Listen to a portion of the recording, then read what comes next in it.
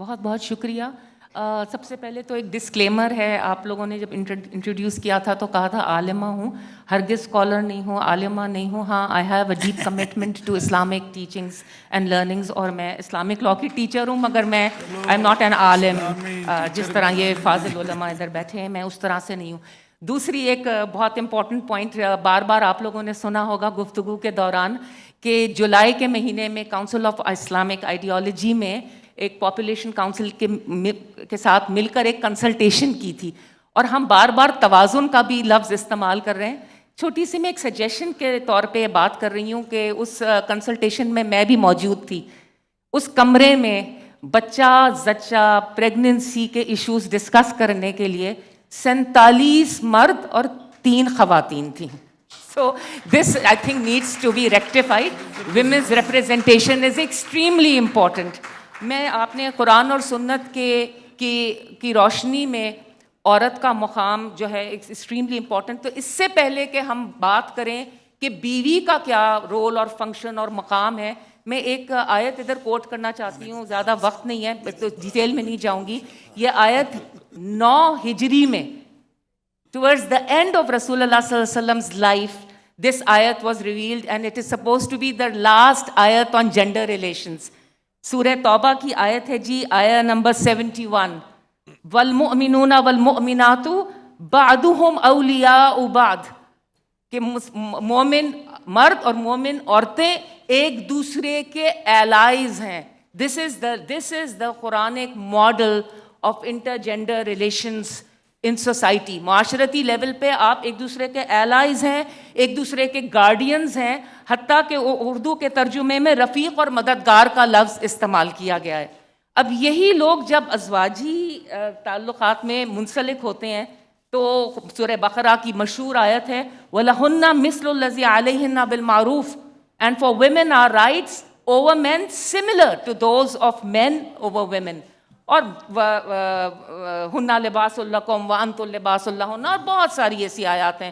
UNFPA کے ساتھ جب میں نے اس ارلی چائلڈہڈ میریجز پہ ایک مرتبہ آئی واز بینگ کنسلٹیڈ, تو مجھے موقع ملا کہ میں نے قرآن کی کوئی پتہ نہیں 30 سے زیادہ آیتیں جو میرج کے حوالے سے ہیں ان کو اینالائز کرنے کا موقع ملا. اور جو ماڈل ایمرج ہوتا ہے وہ اتنا کوئی امپریسو ماڈل ہے, تو اس کو ہم لوگ فالو نہیں کرتے, اس کو ہم فالو نہیں کرتے. اصغر علی انجینئر صاحب کہتے ہیں کہ the biological otherness of women does not mean women are unequal. تو شریعہ تو انشور کرتی ہے کہ that woman is an absolutely equal partner, جو میرج کا جو یہ ریلیشن شپ ہے.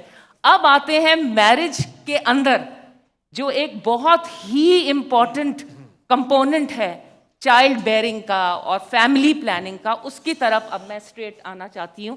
اور اسی پرنسپلز جو آپ نے گائیڈ لائنز مانگی ہیں, اسی کے اندر اسٹریٹجیز بھی ہیں. تو میں ایک چھوٹا سا واقعہ آپ لوگوں کے ساتھ شیئر کرنا چاہتی ہوں. کسٹڈی کا کیس تھا. نبی پاک صلی اللہ علیہ وسلم کے سامنے ایک ماں باپ پیش ہوئے.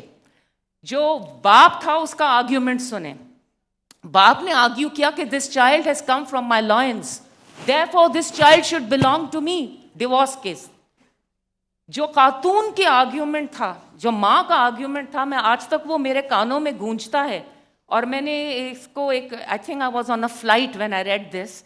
ایسا آرگیومنٹ ہے, شاید آپ نے اس سے پہلے اپنی زندگی میں ایسا آرگیومنٹ نہیں سنا.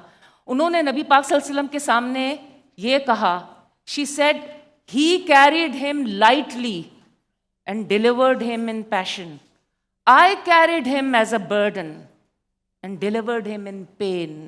This is the equation. یہ وہ equation ہے between motherhood and fatherhood.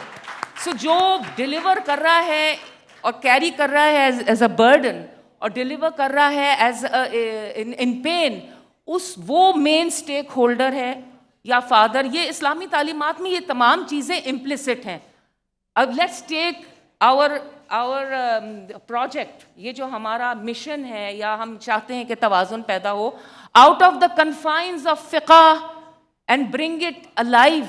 اور اس کا طریقہ یہ ہے کہ نبی پاک صلی اللہ علیہ وسلم کی ہم دیکھیں کہ ان کا لیونگ ایگزامپل ہمارے سامنے موجود ہے. Some thing that really touches me is when be be Fatima was in labour, اور حضرت امام حسن کی پیدائش کے وقت بار بار نبی پاک صلی اللہ علیہ وسلم آتے تھے, کہتے تھے میری بیٹی کیسی ہے, میری بیٹی کیسی ہے, میں اس پہ قربان. دس از اے مین who feels, who is sensitive to labor pains, to the process of delivery. یہ ایک ایسی کولڈ, ایک ہم جب فقہ کی بات کرتے ہیں اور ہم اس کو لا کے اس کے اندر لے کے آتے ہیں تو we lose sight of all these aspects. تو یہ دو چیزیں ہیں کہ جو مین برڈن ہے پریگننسی کا, وہ فزیکل, سائیکولوجیکل, ایموشنل جو ہے وہ ماں اٹھاتی ہے. And this is carried by the woman, and at every pregnancy the risk and threat of death is very real. جس نے اتنا بڑا رسک اٹھانا ہے اس سے نہ پوچھا جائے یا اس کی مرضی نہ شامل ہو, یہ تو ایک انکنسیویبل چیز ہے. and I cannot believe کہ the Sharia would ever allow something like this.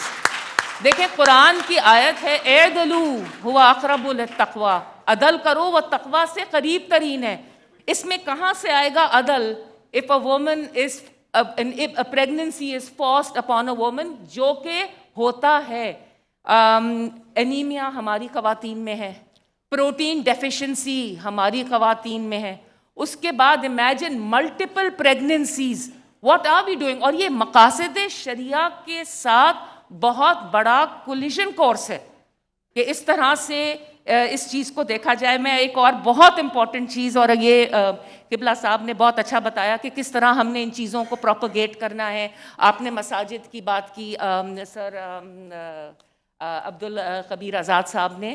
یہ آیت میں یہ آپ لوگوں کو سجیشن دینا چاہتی ہوں کہ ہم کہتے ہیں نا ان اللہ کان علیکم رقیبا, اور نکاح کے وقت جو بہت خوبصورت آیات پڑھی جاتی ہیں, میرے خیال میں تو سورہ شورا, سورہ جو 42 سیکنڈ سورہ ہے آف دا قرآن, جس میں اللہ کہتے ہیں اور وہ جو اپنے پروردگار کا فرمان قبول کرتے ہیں اور نماز پڑھتے ہیں اور اپنے کام آپس کے مشورے سے کرتے ہیں.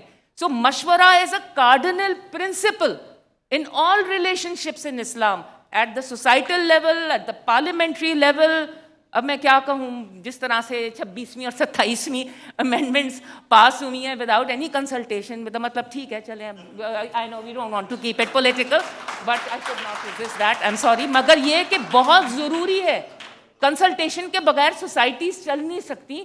So how can a marriage جس کے اندر اتنی امپورٹنٹ چیز کے اوپر کنسلٹیشن اور کنسنٹ نہ ہو, اس کا کیا ہم وہ کر سکتے ہیں؟ اور میں ایک کانفرنس ہوئی تھی, اس میں سے ان کی بھی کچھ جو سفارشات تھیں وہ میں آپ لوگوں کے سامنے رکھنا چاہتی ہوں, and then I will just end my comment. میرا تو 5 منٹ بھی نہیں ہوئے شاید. I am just winding up جی, کہ ناٹ اے سنگل ورس ان دا قرآن, قرآن کی ایک ورس نہیں ہے. اور یہ grand Mufti of Egypt, grand امام الازہر یونیورسٹی کے شیخ جادل حق علی جادل کہتے ہیں قرآن میں ایک ایسی سنگل آیت نہیں ہے which prohibits the prevention of pregnancy or the diminution of the number of children. On the other hand, there are several traditions of the Prophet that indicate that it is permissible. وہ کہتے ہیں 32 authentic احادیث ہیں اس چیز کے حوالے سے on the practice of al-azal, which is coitus interruptus, جو کہ عورت کی پرمیشن کے بغیر by the way نہیں ہو سکتا. اور اس کے اوپر اگر قیاس کریں ان حدیث پہ تو دوسری سو ایکسیپٹیبل ان شریعت. ایک بہت امپورٹنٹ چیز ہے, and then I'm just ending, جہاں پر اکنامک نہیں, ایموشنل, بایولوجیکل, ہیلتھ, ساری کنسیڈریشنس کے علاوہ میں ایک چھوٹی سی ایک سورہ نور کی ایک آیت ہے, آیت نمبر 32, کہ آپ میں سے جو استطاعت رکھتے ہیں وہ شادی کریں اور جو نہیں رکھتے وہ چیسٹٹی کی طرف جائیں. حدیث مبارکہ بھی یہی ہے کہ those of you who have the capacity to marry should marry, and those of you who can't should fast. تو اکنامک کنسیڈریشنز کو اور سوسائٹی کی مٹیریل جو ریالٹیز ہیں ان کو مد نظر نہ رکھنا, یہ بھی شریعت کا حصہ نہیں ہے. شریعت is very very cognizant of economic and material resources. تو بس میں یہ تھوڑی سی میری سفارشات ہے.